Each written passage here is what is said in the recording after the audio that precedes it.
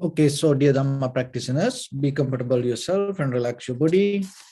And keep your back straight, neck head straight in one line, and your right palm on your left.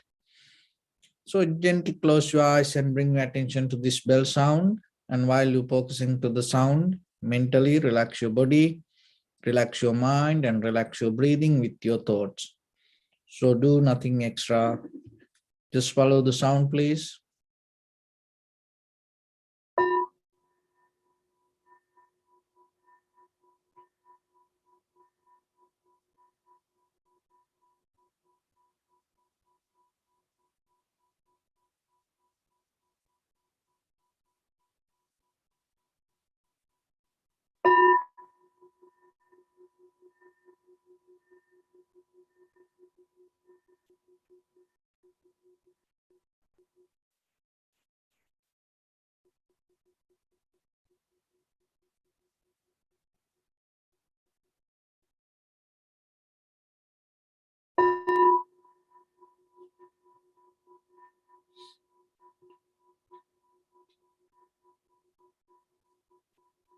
Namo tassa bhagavato arahato samma sambuddhassa.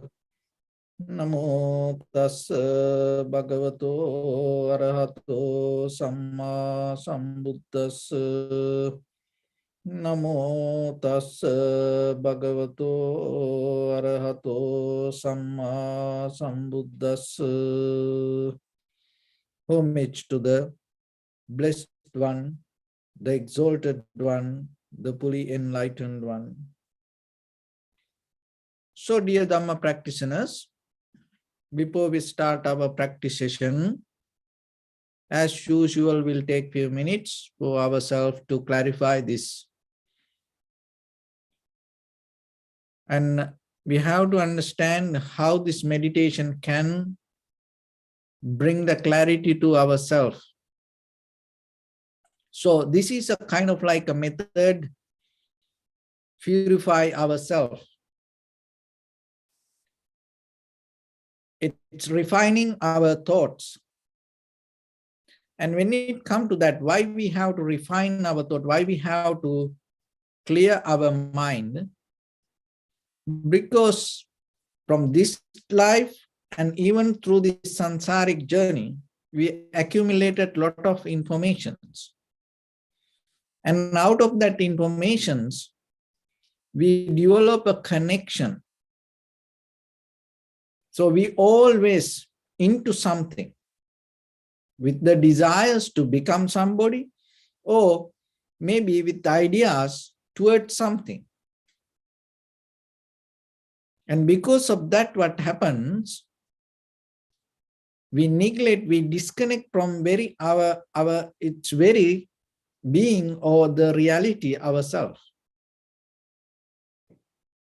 So through the meditation, it develops your awareness, cultivate your awareness, and it will help you to settle down in the moment and recognize how things come to be as they are within your own perception.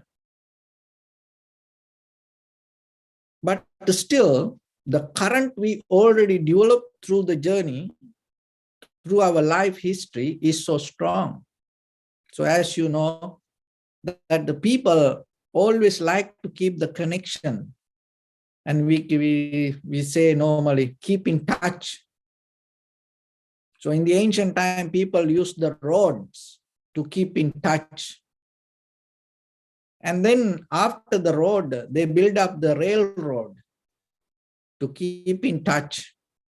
And after the railroad, the people start to develop this wiring system, telephone wiring system, and internet even. From the beginning, it was with the wires. And still there are a lot of places use the wires to get the connection. And then we came to little by little now wireless. Now it's kind of like a Wi-Fi and Bluetooth. It's all developed the connection to keep in touch each other. So by the time what will happen, this all the machines going to disappear, the hologram that the people start to appear, and then we still try to develop the keep in touch method. So why we have to keep in touch? Because we are very disconnected from ourselves. When we are disconnected from us, we always like to connect to something else outside. So the meditation is a method that brings us the ability to ourselves to keep in touch with us. So that comes out of the recognition or the awareness with the reality. Reality means that what you experience in the moment, what you experience with your environment, what you gain through your perception, who you are already, how you became like this, that is your reality. So when it comes to that, this method called this tipping point. So the tipping point means little things come together, and then by the time it's going to bring a bigger impact.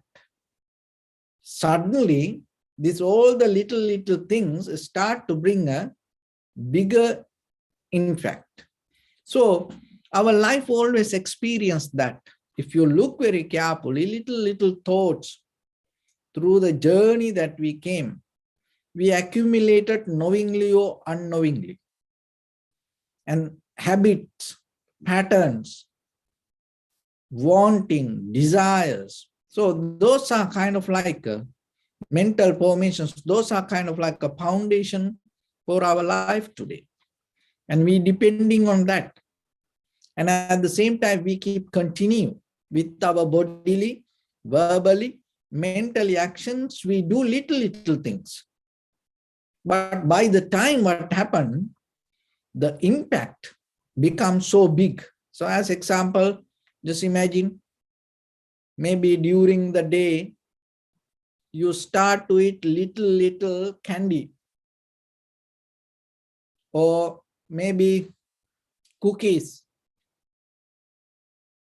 But by the time one day when you visit the doctor, and maybe the doctor can, the mention to you, oh, your cholesterol, or your sugar level is so high. So it didn't happen overnight. So but your little action accumulated certain kind of reaction, and then by the time it become bigger. Once it become bigger, it's very difficult to reverse. There is a possibility, but it is very difficult. It takes time. So in day-to-day life, what happened? We have the habit to accumulate, hold, gain, harbor, clinging with the little things. You're not going to get the whole world at one time. It's little things. So when you have that nature, by the time what happened as an impact, your desires going to become so higher, and then by the time it's going to blow out. Suddenly it start to come out. When it come out, it come with some other things. So now we recognize the mechanism and we use a different method to reverse the pattern. So we start the same way. Now you know the mind work little by little. So then we go with the little by little to settle down with the moment rather than little by little go outside. So breath by breath, observing your inhalation, exhalation as it is. And when you observe it, it is a kind of like you have to develop a method to neutralize your point of view. Otherwise, another way, like your mental lens. You don't put your mental lens with the ideas, thoughts, concept, judgments, and you're not trying to verbalize your experience. You neutralize that all the mental activities. By neutralizing that mental activities, you observe the inhalation as inhalation, exhalation as exhalation as it is. So that is the method. Is simply you have to start step by step and practice. So once you come to that, what happened that, as I mentioned, you have the nature to go outside and grab and hold, harbor. Now that's going to become a kind of like a resistance, and then a certain kind of turbulence can happen. It's okay. That should be there. There's nothing wrong with that. Take it, handle it. You can do that. So that's where you need a certain kind of effort and intention to practice. So, and at the same time, now you know the method, and then you slowly start to develop it. So when it comes to that, we have another way that the mind behaves repeating things. Remember, a lot of people say this repeating is bad thing. But when it comes to, we all, until we attaining to the liberation, or if we become an unreturner, so if we develop the first absorption, second absorption, third absorption, fourth absorption, so it is, if we come to that level, it is okay. But still we are just ordinary people, as you know, history repeat, look at the world, and season come back again and again. Even it is not the same, but we know there is a repetition happen in the environment and at the same time with our nature. So what we should do, so this is the thing, that just imagine when it comes to our body, every day we clean our body, we take a shower, we take a bath, we clean our body. So every day we do it. And again, it's a kind of like a repetition, but still we keep cleaning it. So this is the method in the beginning, as a in this very conventional life, what we need to do. Don't resist the repetition. If you can completely start a new way, it is good. But it is very difficult for us. Sometimes our inner character, behavior, our thought patterns, it's start to keep coming.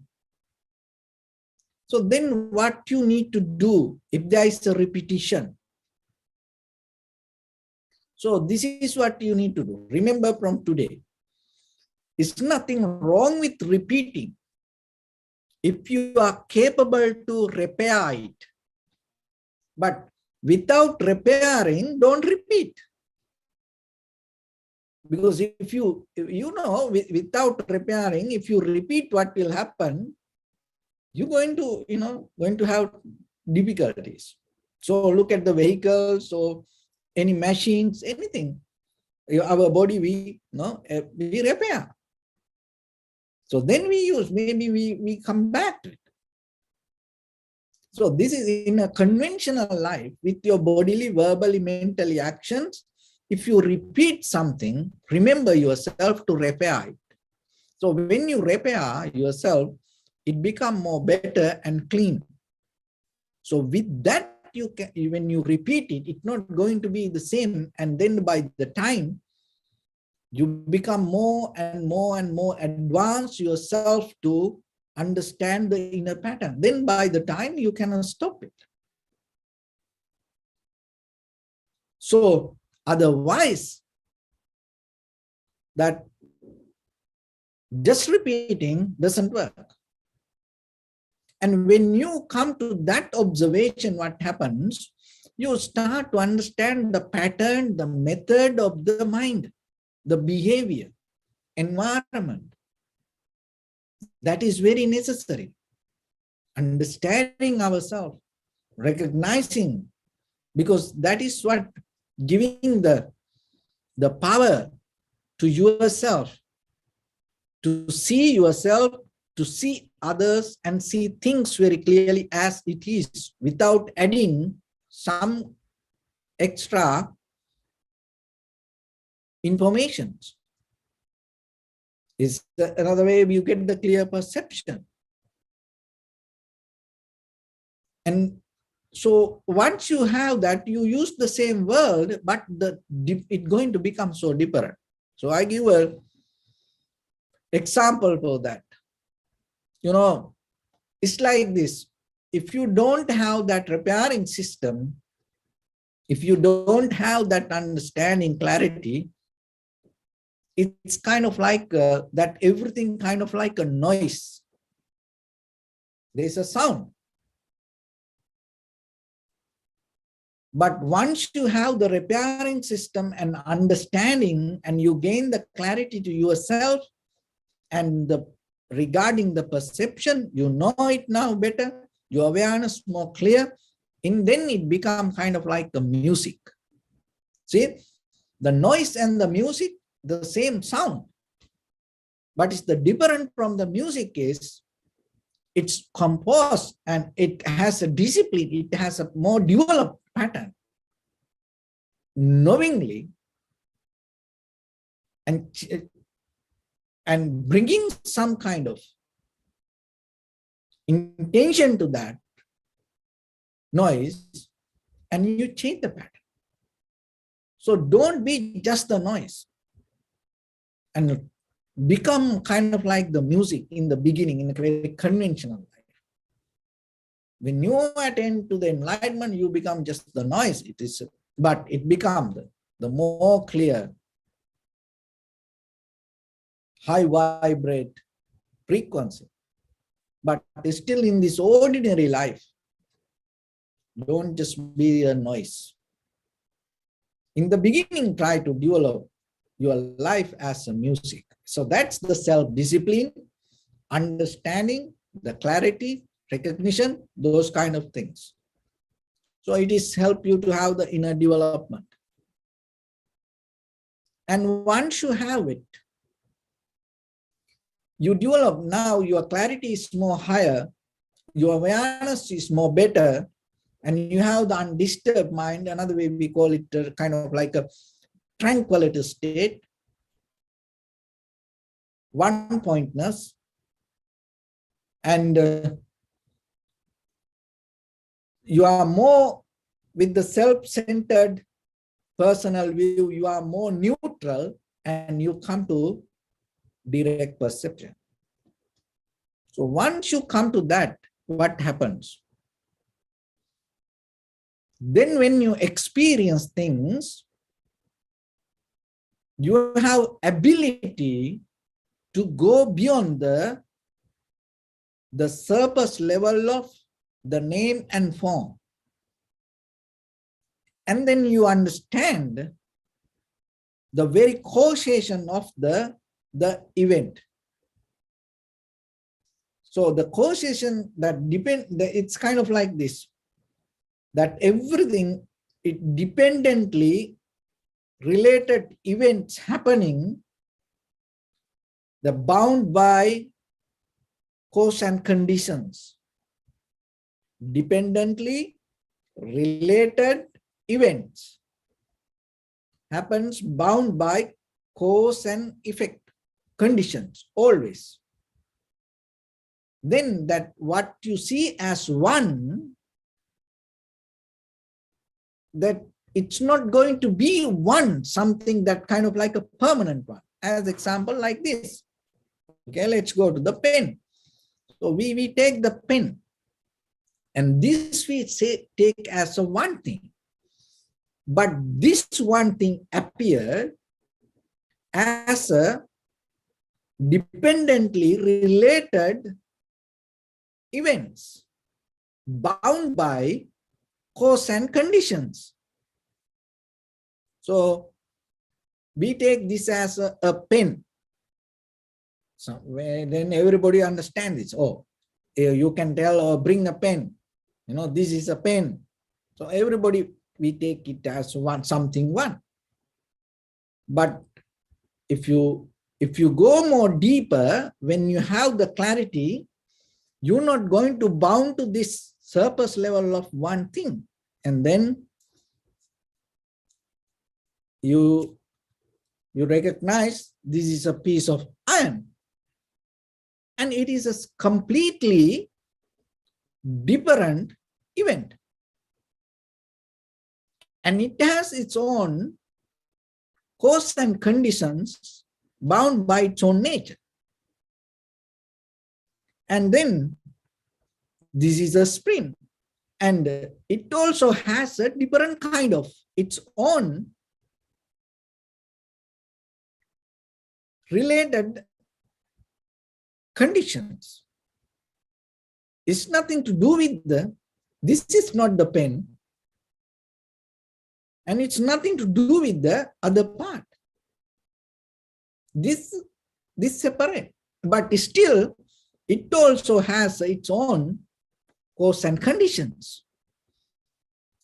And then this is plastic and with the ink. So if we go to the inside the ink, it is completely different event bound by its own cause and conditions separately. And as you know, it is more liquid. And it's nothing to do with iron. And then this plastic, piece of plastic. So as you know, it's nothing to do with the ink. The plastic, it has its own way of cause and conditions, bound by cause and conditions. It is a separate event. And then, so there are more other plastic and irons, and separately we can't take it out. If I take it out, maybe I can't put it back. So that's enough for now. And then, but still this anything separately, we can't take as a pen. So, and at the same time, if it is independently exist, the pen that we mentioned not going to happen. So then what happened? This all depend each other and related to some kind of certain event. So that's a writing. That's the outcome that's going to happen out of this pen. So then we put this thing together. It's cannot do in this way. If I put it this way, it doesn't happen. So it's bound by the cause and conditions. So, and then I can't put the spring to inside, and I have to put it exactly to the right place that it should be. That means it also, even though it's a spring, the plastic, the iron, the ink, and when we put this together, that dependently related, that the cause and conditions bringing the outcome, this all together should be as one. That brings the name of the name and the form of the pen.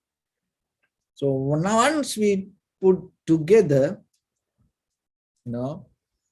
if I put it in the right way, it should happen. If otherwise, it's not going to happen. So that's mean that the related cause and condition didn't work properly. I didn't put it, but I hope, see, now you can write. So we take this as the pen, but that's all the parts inside this separately work, but it all dependent for this event. In this entire universe, the same.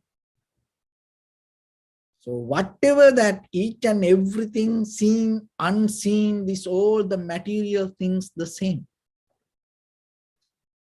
And when it comes to that material, we can understand it. But that materially, that the physically what you understand will help you by the time to get into your mind. Because whatever the thought that you have, just imagine when you drive on freeway, you see a new kind of like a billboard, something. And then right away you say, oh, I like that. Whatever it is there, you say, I like it. So it is maybe it's just a sentence, just a thought. But that thought, like you say, a pen, it is just a pen. Like that thought come as a result of dependently related events bound by cause and conditions. So one pop-up is a kind of like a tipping point. So one action is a tipping point. One thought is a tipping point. Behind that, there is a huge history. So when you observe the mind step by step, by the time you are capable to go a little bit backward. And when you go backward, you start to recognize the cause and conditions. So that recognition itself will help you to understand there is nothing appear as permanent, independent entity exist itself. And then you see when things appear, even now we understand materially, but with the insight, when things appear as feelings, thoughts, desires, this everything, when it appear in your mind, you know it bound by something. And when you know that, what happens? You're not going to hold it to that outcome, or you're not going to hold it to that tipping point. You know there is a background. So then you become more aware about the background. And that understanding itself is kind of like a emptiness. It's kind of like a nothingness. As example, this pen, even though we take this as a pen, once you know it bound by dependently related events that related to cause and condition, and we know there is no such a permanent thing as a pen. Even though it appears in this very conventional level, this is not going to be permanent. So same thing with the self also. This body is not the hands, not the body, head, not the body, leg, not the body, your lungs, liver, kidney, hearts, small intake, that is all these inner organs. This nothing is one itself, not the body. But when this everything come together, you name it as the body. So same thing with the thoughts. Your just thought is not you, because you know itself there are some kind of history. So, but in day-to-day life, we represent self from our body. from our name, from our feelings, from our thoughts. Those are the kind of like ambassadors that representing self-centered view. But now you know those are part of it. And once you know that, the heaviness of the self going to become release. And that heaviness release, that itself, your power of awareness going to become more clear. And that clarity bring the understanding yourself to recognize, see how things come to be as they are. So that when you have that clarity with your eye, ear, nose, tongue, body, mind perception, you have the clarity regarding the world. Because your world means what you perceive through your eye, ear, nose, tongue, body, mind. That's your world. So once you know that things, how it came to be as it is, then you know that. So this is the process, but you have to go step by step, little by little.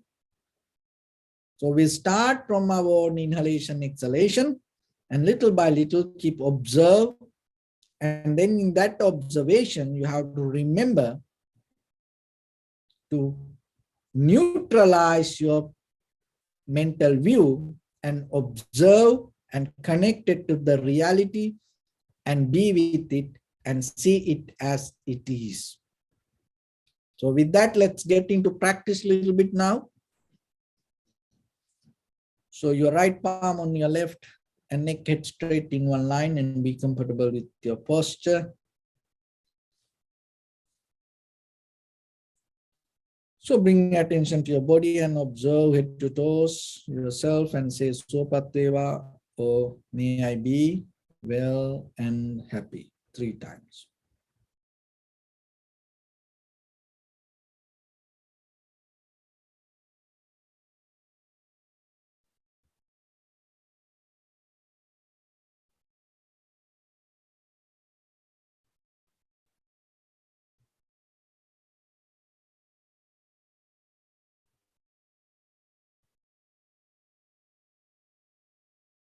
And take a moment and think. We gathered here in this moment to practice this ancient meditation technique. All the Buddhas, all the enlightened masters followed this path and achieved wisdom. So we also gathered here to accumulate that knowledge. In this moment with this sitting, may my body become more comfortable, may my breath be more smooth, may no difficulties come to me, may all the success come to me. Also think for a moment, this is the last moment we're spending in this very lifetime, and detach your mind from all your past memories and as well as any kind of future thoughts. Just try to remain in the present moment, observing the sensation of your inhalations and exhalations. So in the beginning, deeply and gently, breathe in, breathe out 3 times and find the sensation, please.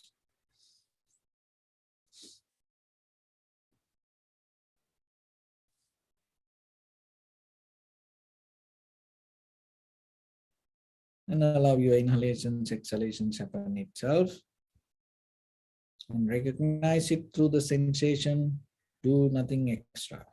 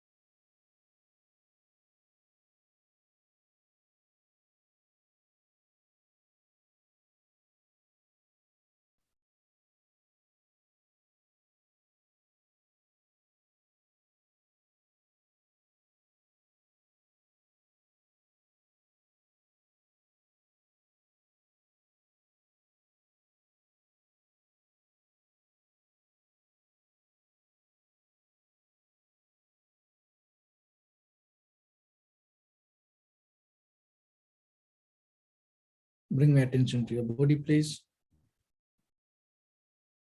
Observe your posture.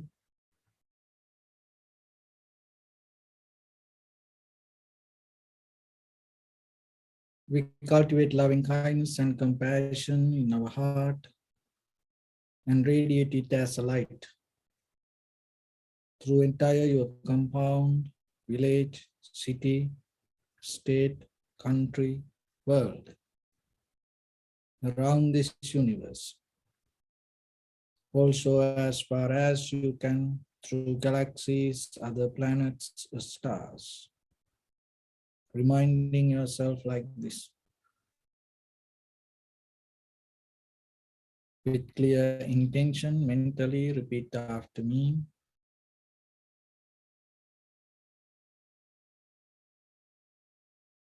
May all living beings in this universe be well and happy.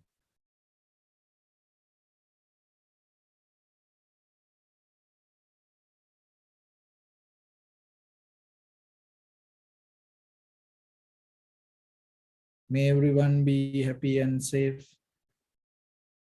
And may their hearts be filled with joy.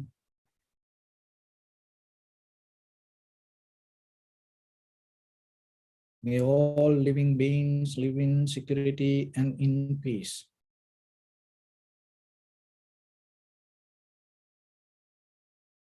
Beings who are frail or strong, tall or short, big or small, visible or not visible, near or far away,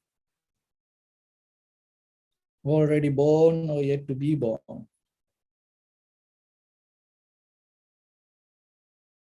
May all of them dwell in perfect tranquility.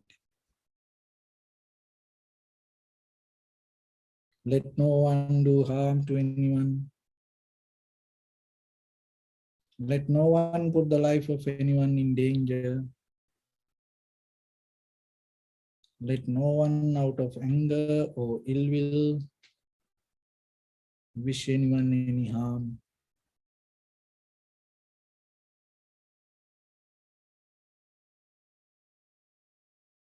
Expand the loving kindness and compassion beginning from your heart.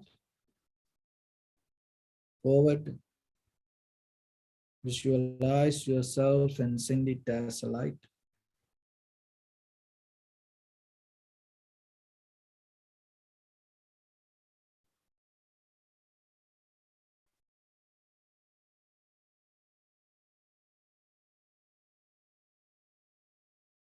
To your backside,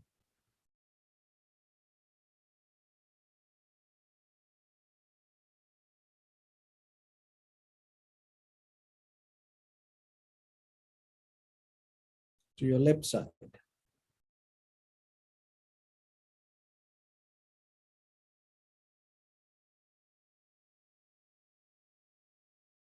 and to your right side.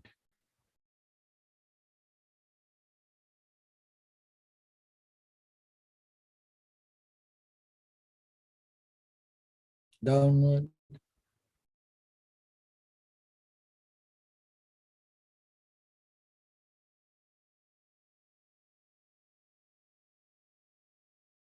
and upward.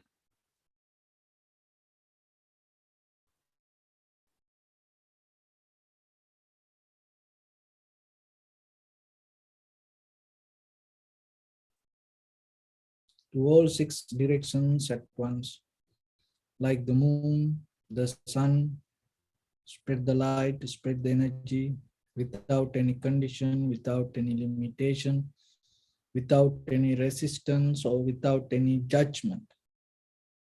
Let your heart to shine with the loving kindness and compassion from the bottom of it with the maximum effort to the highest. Wishing yourself, may all living beings in this universe be well and happy.